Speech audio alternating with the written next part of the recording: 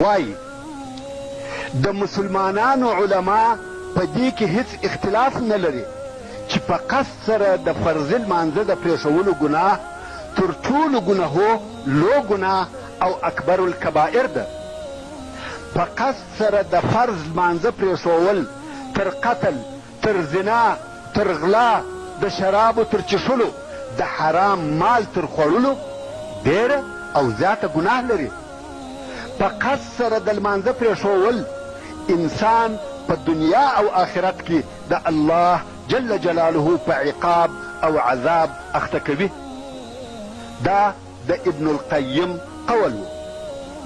ورونو، د قیامت په ورځ د لمانځه پرېښوونکي په ډېر سخت عذاب کې وي. الله جل جلاله د سورة المدثر په 42 او 43 نمبر آیاتو کې د دوزخیانو حال بیانوي او فرمایي: ما سلککم فی سقر، یعنی مؤمنان به و دوزخیانو ته ووایي تاسې خو پوه او هوښیاران خلق واست، تاسې څنګه او څه شي د دوزخ اور ته داخل کړلاست؟ قالوا لن نکو من المصلین، مجرمان به د مؤمنانو په جواب کې وایي موږ په دنیا کې د لمونځ کوونکو څخه نه وو، یعنی لمونځ مو نه کاوه. امام ترمذي د عبدالله ابن شفیق رضی الله تعالی عنه څخه روایت کوي چې د رسول الله صلی الله علیه و آله وسلم اصحابو د اسلامي اعمالو څخه د هیڅ عمل پرېښول کفر نه باله بېله د لمانځه پرېښول.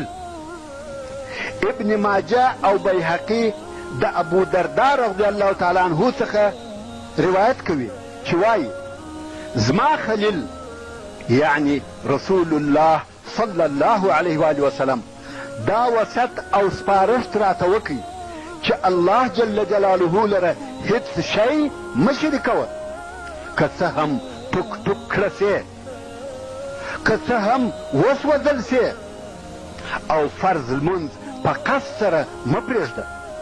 هر هغه څوک چې په قصد سره فرض لمونځ پرېږدي د هغه څخه د اسلام ذمه